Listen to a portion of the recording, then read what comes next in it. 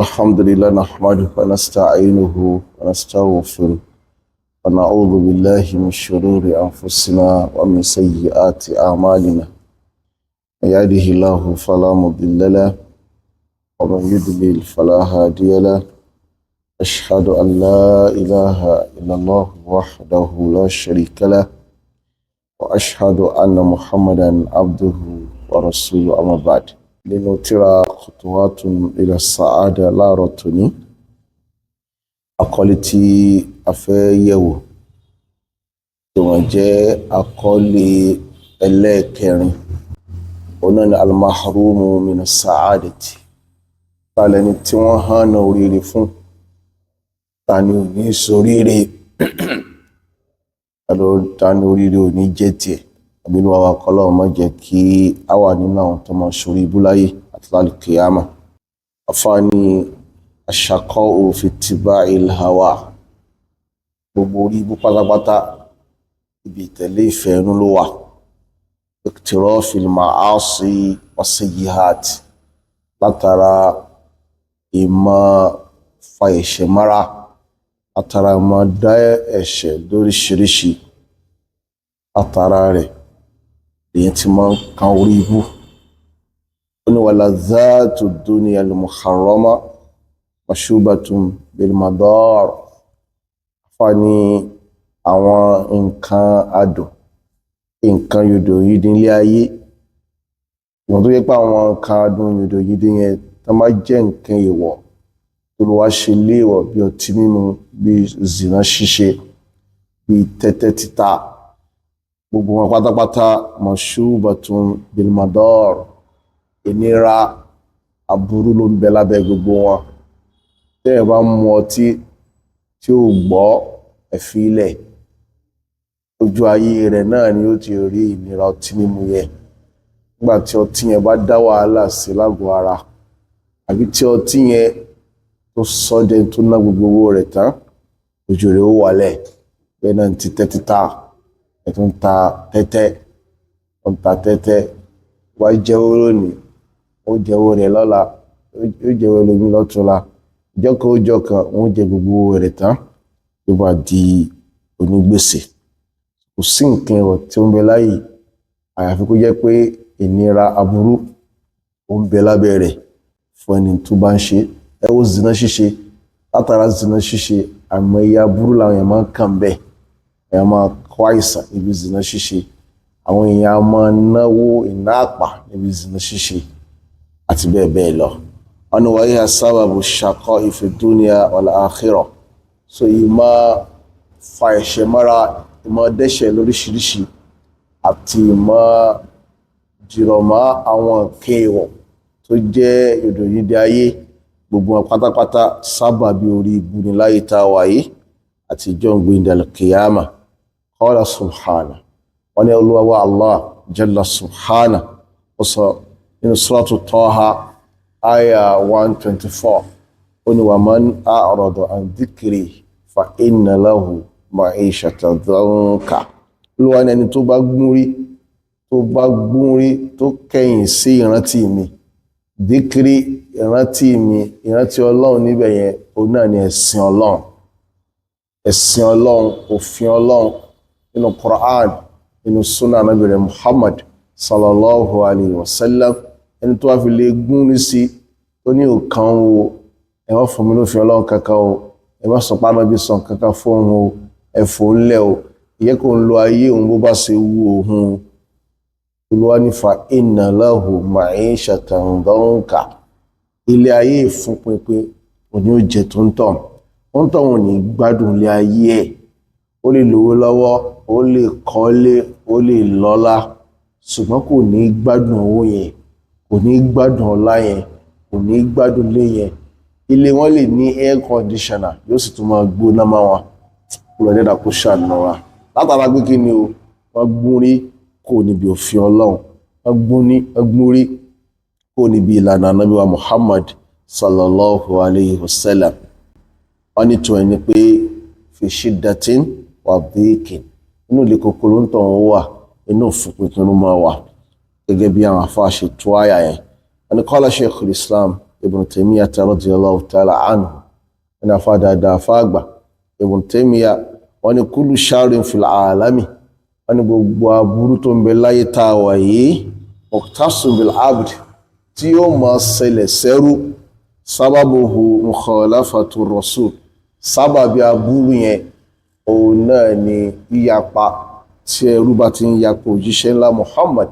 sallallahu alayhi wa sallam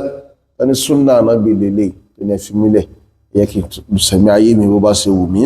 ẹni àwìlì jahli bima jaa bihi tàbí ká sọ pé sábàbí aburú yẹn ó tún lè wá látòjú pọ̀nà ìsàìmọ̀ kan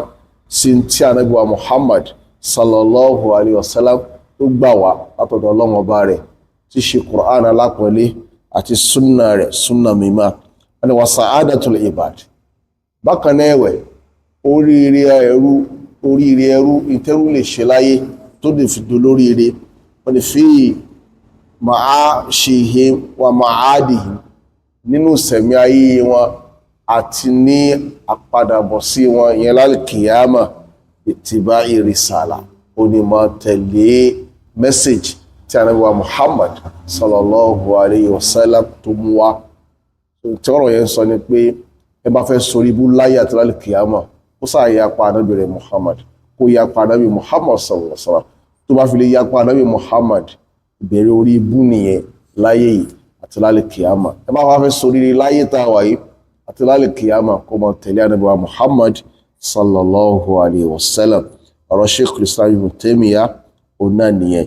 afáàní wal firaru mina shaqa ila sa'adati yakunu bi tawbati wa inabati ila Allah ìwà máa ìsákò níbi orí ibú ìsákò níbi ìjákulẹ̀ láyé àti lálkìyàmà tí yóò fi wá sá lọ síbi oríire ọ̀nà kan téèyàn lè gbà ṣe òun náà níbi tawbati wal inaba òun náà látara ìmọ̀ túbá lọ sọ́dọ̀ Ọlọ́run bá níbi àwọn ẹ̀ṣẹ̀ tá a bá ń dá wal inaba àti ìmọ̀ sẹ́rí padà lọ sọ́dọ̀ rẹ̀ jalla subhana qala Ibn Qayyim ẹni afá àgbà ní Ibn Qayyim wọ́n sọ nínú ọ̀rọ̀ yìí pé yughlaqu babu shururi bi tawbati wal istighfar pé wọ́n mọ̀ ti ilẹ̀kùn aburú wọ́n mọ̀ tì mọ́ ẹrú òun ní jẹ́ káburú ṣẹlẹ̀ sẹ́rú nígbà tó bá ti ń túbá lọ sọ́dọ̀ Ọlọ́run bá jalla subhana kó bí àwọn ẹ̀ṣẹ̀ tó dẹ̀ ń tọrọ àforíjì lọ́dọ̀ rẹ̀ Al-Imam Ibn Qayyim àwọn náà sọ bẹ́ẹ̀ wọ́n ní fatruku abwaba at-tawbati wa awsid abwaba al-ma'asi fáni tó bá rí bẹ́ẹ̀ mo pè wọ́n tó jẹ́ mùsùlùmí ilẹ̀kùn ìtúbá ni lọ máa kàn sí fún ọ máa kanlẹ̀kùn túbá pé kí wọ́n sì fún ọ kó bá lè di olóríire láyé àti lálkìyàmà wà ó sì dàbọ̀ abal-ma'asi àwọn ilẹ̀kùn ẹ̀ṣẹ̀ lọ ti pa gbogbo àwọn ẹ̀ṣẹ̀ tó wọ́n dá tó mọ̀ yẹn lọ́kọ̀ọ̀kan yẹn lọ́mọ tilẹ̀kùn ẹ̀ pa lẹ́yọkọ̀ọ̀kan ọtí mi ò mú ẹ mọ́ ó tilẹ̀kùn ọtí wọn pa zina mi ò ṣe ọmọ ó tilẹ̀kùn zina tí ó náà pa eégún mi ò tẹ̀lé ọmọ ẹbọ mi ò ṣe ọmọ tẹ́tẹ́ títa ó ti tilẹ̀kùn rẹ lọ́mọ tì lẹ́yọkọ̀ọ̀kan ọ̀nlítàzókọ̀ ta'ama sa'ada tó bá fẹ́ rí adùn oríire láyé àti lálkìyàmà wọ́n ní fa'aqibatul qalbi fi tarkil athar wọ́n ní àtúbọ̀tán dáadáa tó máa ń ṣẹlẹ̀ sọ́kàn ibi tó wà níbi máa fi àwọn ẹ̀ṣẹ̀ lẹ̀ adh-dhunubu ala al-qalbi bi manzilati sumum àwọn ẹ̀ṣẹ̀ tí yẹn sì máa ń dá láyé yẹn orí pátá mọ́ ipò tán wà lórí ẹ̀mí àfi bí ìwọ bí májèlé tí ó máa pààyàn díẹ̀díẹ̀ sọ ẹni tó bá ti ń dá ẹ̀ṣẹ̀ bẹ́ẹ̀ni tó ń jẹ májèlé ni tó bá dáṣẹ̀ kan ó tún ti jẹ májèlé díẹ̀ nìyẹn ó tún dẹ́ṣẹ̀ míì ó tún ti jẹ májèlé nìyẹn tí tí fi pààyàn tán wọ́n ní in lam tuhliku tí àwọn ẹ̀ṣẹ̀ yẹn tó bá pààyàn run pátápátá wọ́n ó sọ ọkàn wọ́n ó sọ di tó lẹ̀ ọkàn yẹn máa lẹ́ ilẹ̀ gan tí ò ní wúlò fúnra lára rẹ̀ wọ́n ní wa man taqala min dhullil ma'siyati ila izzi ta'ati aghnahu Allahu bila mali ẹni látara di ilé níparí gbogbo ẹni tí ó bá gbéra sọ tó dìde háì kò níbi ìjákulẹ̀ tó ń bẹ níbi ẹ̀ṣẹ̀ kò níbi ìtìjú tó ń bẹ lábẹ́ ẹ̀ṣẹ̀ torí ìmọ̀ dẹ́ṣẹ̀ tó ń bẹ lábẹ́ rẹ̀ ìtìjú ni so gbogbo ẹni tó wá ti kó lábẹ́ rẹ̀ tó kó lábẹ́ ìtìjú ẹ̀ṣẹ̀ ìlà ìzì tọ́ àti tó wá lọ síbi iyì ìtẹ̀lọ́lọ́run ibi tí ẹ̀ ti máa ń rí yìí pé alágbájá ẹni yìí ní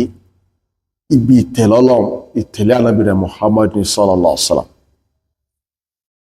Islam lè yẹn fi máa ń yẹn gà àná mùsùlùmí ni àmì muslim tó yẹn gà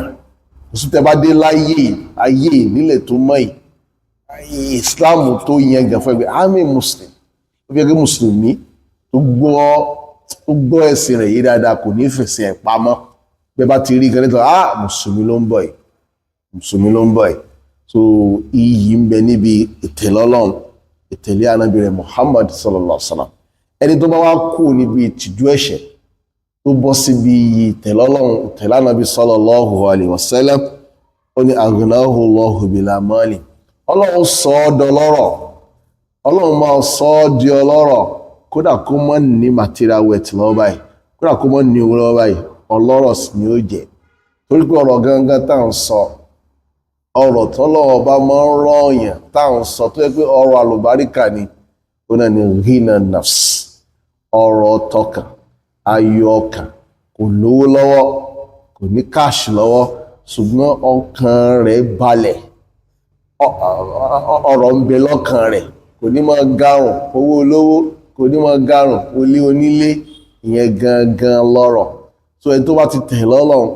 jalla subhana tó tẹ̀lé ànábì rẹ̀ Muhammad sallallahu alaihi wasallam irú ọ̀rọ̀ tó lè dẹ́nà máa ń ṣe fún wọn nìyẹn ó ní wa anasahu bila sahibi olùwẹ̀ dẹ́nà ó máa bá a gbafẹ́ kódà láì sí pé yóò wà pẹ̀lú ẹ̀ bí ọ̀rẹ́ méjì sì máa ń rìn láyé yóò mọ̀ pé Ọlọ́run bá ń bẹ pẹ̀lú òun wọn ni wọ́n ṣèkéyù wọn ni àròdọ̀ àǹtọ́ àti màwùlá olórí ibú lẹni tó gún rí kó níbi ìtẹ̀lé Ọlọ́run ọba tó jẹ́ ọ̀gá rẹ̀ Ọlọ́run lóye kó tẹ̀lé ó wá gún rí mẹ́ kò tẹ̀lé Ọlọ́run tó ti sórí ibú kọ́lọ́mọjà bá wọn ṣe àtọ́rọ̀fà maharramallah wà mọ́ bẹ́ẹ̀ gbogbo tọ́lọ́ ń ṣe léèwọ̀ pátápátá náà ló wá lọ torí bọ̀ lọ tẹrí gbà wọ́n dẹ́ṣẹ̀ lọ́sàn-án lóru kọlọmọ sì wá lẹ́lẹ́ṣẹ̀ kọlọmọ ṣe ọ̀nà lórí ibú so ẹ má fẹ́ sórí ire ọ̀nà tí ó tún gbà lélẹ̀ ẹ má sì fẹ́ sórí ibú náà tọ́ ọ̀nà náà rí abẹ́lẹ́ ọ̀hún kó láwa lójú kọlọmọ jẹ́ àtọ̀ ọ̀nà orí ibú ọ̀nà orí ire ní kọlọ̀njẹ́ àmọ́ àtọ̀ wa sallallahu ala nabiyina Muhammadin wa alihi wa sahbihi ajma'in wassalamu alaikum wa rahmatullahi wa barakatuh.